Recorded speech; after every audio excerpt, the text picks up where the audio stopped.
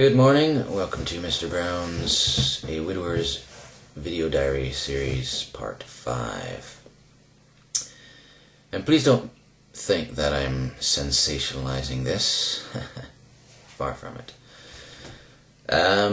Right, today it's Sunday morning,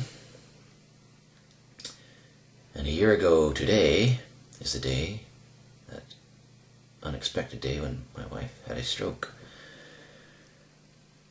And so I'll just feel like quickly going over that day. I'm not going to retrace my steps, I'm just going to quickly jabber away here.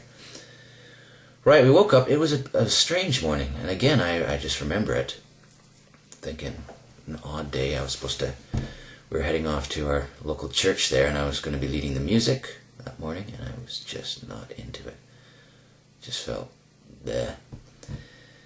And, but my wife had to go to the lab. She worked at the Scottish Water Lab, testing the drinking water to make sure there was minimal toxins and stuff like that, so to speak. And so we headed off to church. I dropped her off at work, where she did about an hour's work there, and I did a band warm-up before church started.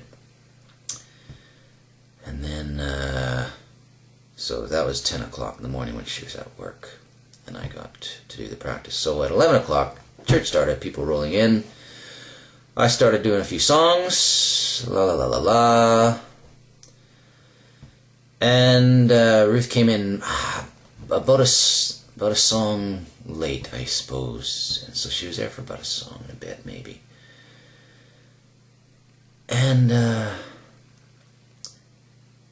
And I'm singing away, just feeling kind of blah. I just didn't want to do this. I'm just doing the best I can.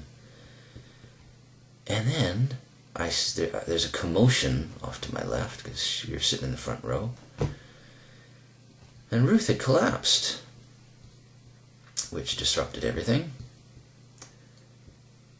And I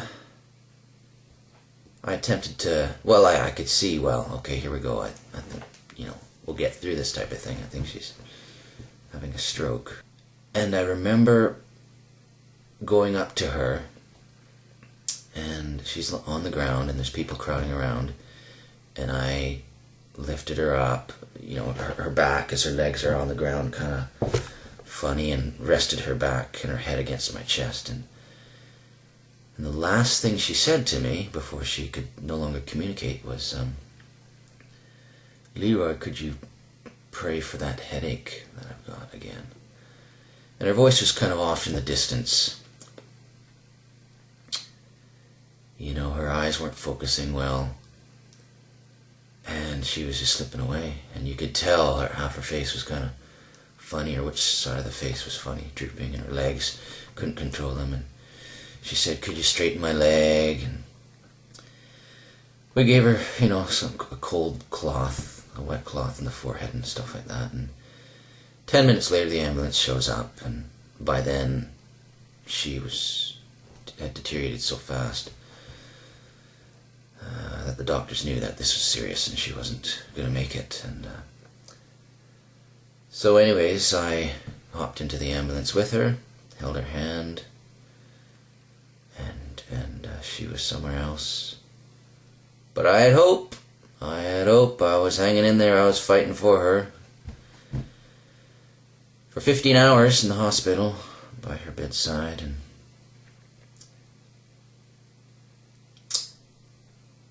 And I remember the machine that she was hooked up to was beep, beep, beep, beep, making a bunch of noise and showing some things which were really upsetting me, because I was asking, what does this mean? What does this mean?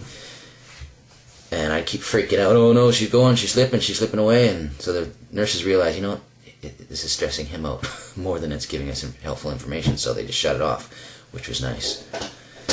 So all I monitored was her breathing. And I remember throughout the night hearing her struggle for breath, wondering when was going to be her last. And I would say, "Sweetie, I have to use the washroom, don't go anywhere." I was really scared that if I left the room, that she would stop breathing, I was afraid that, the doctor says she was brain damaged, she doesn't know I'm there, blah, blah, blah, but the nurses are saying, talk to her. So I was afraid that she knew I was there, and I wanted her to know I was there, but I didn't want to leave her alone. I was putting myself in her situation.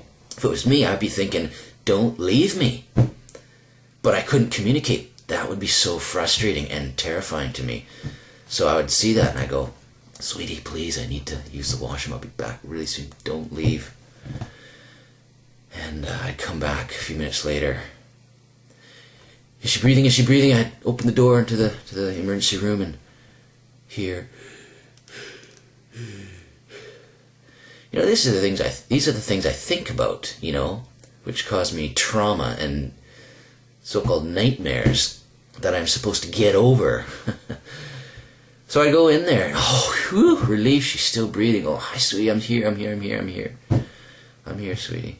So that would happen a few times. And then she'd stop breathing, and I'd count the seconds. 1, 2, 3. Is she going to breathe? Is she going to start breathing again? Panic, quick, press the panic button. Nurse, come quick, she stopped breathing. They come into the room so quick.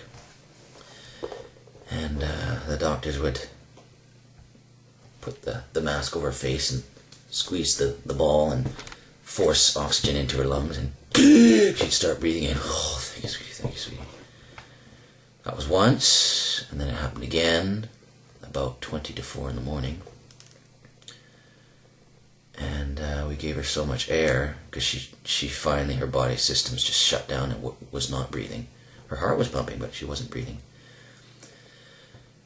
And the air was kind of going into her lungs, but also into her belly, and I could see her belly swelling. The doctor said, finally, you know what? If we keep doing this, she's going to vomit, and that's not going to be helpful. So they are waiting for my call to say, okay, that's enough, stop.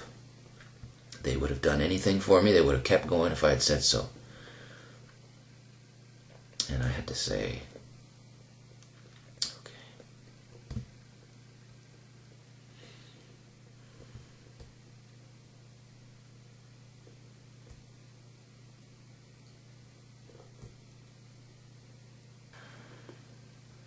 And that was it. There was peace and quiet. The nurses set up a cot next to her, and I was allowed to sleep with my wife.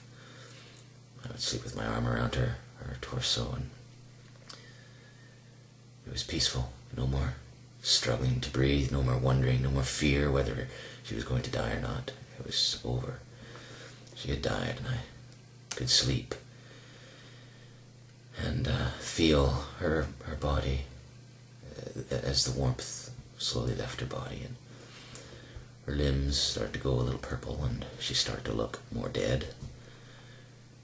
Forgive me if this is too morbid, but again, this is for me. This is for my therapy. So,